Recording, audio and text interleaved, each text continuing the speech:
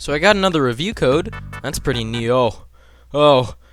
Evansremains is a video game. Alright, just check that off. Hey, making good time. In all seriousness, when I saw Evansremains on Keymailer, I thought, I like platforming, I like puzzles. What could go wrong? The story. But first I want to talk about the gameplay. The reason you play a video game. Unless you're a PS4 owner. Man, I am getting good at this. As mentioned before, Evansremains is a puzzle platformer with a main gameplay loop that consists of the player solving puzzles that take the form of ancient ruins with platforms that have to be flipped on and off like a light switch, interlaced with the occasional story beat every few puzzles. The puzzles themselves are extremely solid, with each teaching their mechanics to the player in subtle ways that respect the player's intelligence while still guiding them along. Every discovery and aha moment felt rewarding and like I figured it out by myself, but I never felt lost. In puzzle games, it can be extremely hard to express abstract ideas to the player without pulling an omochow, so I really have to give props to the intelligent level design. On top of that, every puzzle piece on display is fully utilized, and each mechanic plays off of another in satisfying ways. I could make an entire Game Maker's Toolkit episode out of just one of these puzzles. But smart design aside, the game is a bit too easy for my taste. Though I do understand why, as the game wants players of all skill levels to be able to enjoy the story, which is at the core of the experience. A core more rotten than my 8th grade math teacher, but I digress. That's not to say I was ever bored. Evansremains always knew when to pull out a new puzzle piece or develop an old one further. The pace was extremely impressive, and I felt that each mechanic's potential had been fully explored by the credits, all topped off with a good difficulty and learning curve. This is all further complemented by the player character, named Isis, feeling fluid and fun to control. Though stuck with an extremely limited moveset and a floaty, uncontrollable jump, Isis moves through the puzzles like butter, and I never felt as if I was fighting with the character. Though, keep in mind, as a puzzle game, and a simple one at that, Evansremains has very little replayability. However, I don't think I would have been able to enjoy the simple puzzles to the extent I did if it wasn't for the incredible presentation. I mean, just look at this!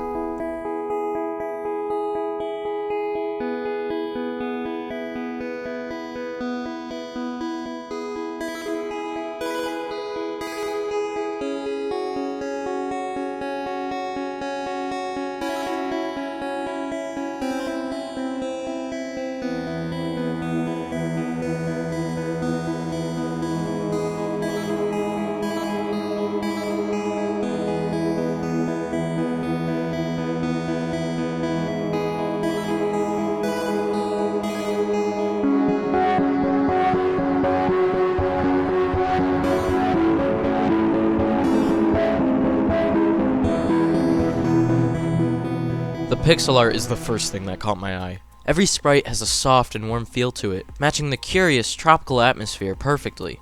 The characters and wildlife are expressive, while still staying simple in their designs.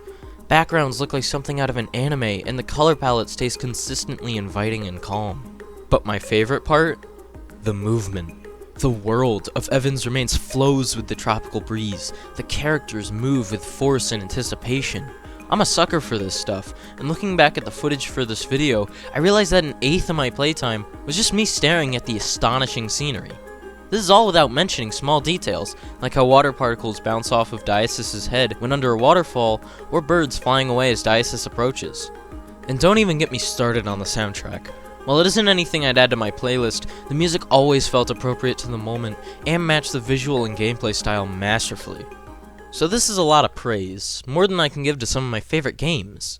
Why then can I not recommend this game? Well, as some of my keen viewers may have noticed from my super duper subtle hints, I hate the story. Oh my god, the story. It's like Kingdom Hearts levels of bad. Alright, there we go, rule of threes. I can live with a bad story, and don't worry, we get there when we get there, but Evansremains takes the story and overshadows everything good it does. Literally!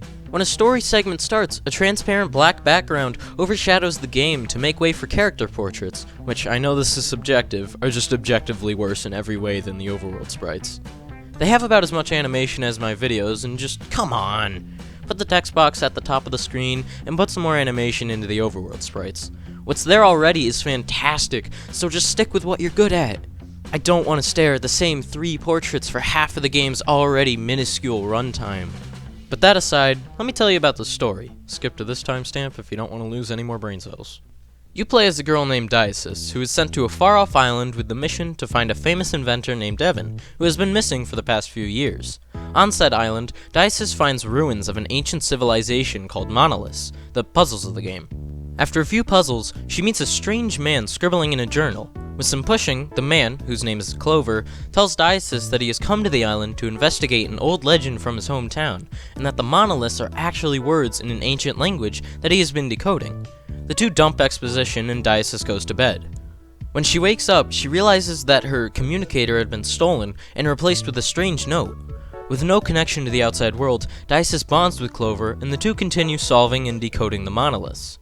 After more decoding, the two settle down for the night, only to be interrupted by someone sneaking into Diasis' room. They interrogate the man, named Andre, who claims to know nothing about Evan and acts awkwardly. They let him go and go back to puzzles. Seems like a fine story, right? I'd say so. At this point, the mystery of the island had gripped me. Little did I know that the game was almost over, and that this is where it takes a nosedive. See, before finishing decoding the monoliths, Clover tells Diasis of his backstory. He and his sister have an incurable disease, so he came to the island to find the secret to eternal life, as depicted by an old folktale he heard from a friend whom he helped out at a time of great need. That same friend was the one who gave him the journal he uses to decode the monoliths. With this knowledge, the two finish decrypting the monoliths to find that the island is the key. The monoliths state that you'll live forever as long as you stay on the island. After this revelation, Diasis reveals that she's actually Clover's sister, also named Diasis, that she was never sick, and that time moves differently on the island, which is why she's all grown up. Clover is overjoyed, only to be interrupted by flopping dead on the ground. Hold on, this is where it gets really stupid. It turns out that the friend Clover helped out was Evan. Evan was on the run from the press as his inventions garnered much praise. This was done out of guilt, however, as Evan was actually partners with Andre, who was the brains of the operation, but was too shy to own up to it, which led to him getting no credit for his work, which caused the two to part ways.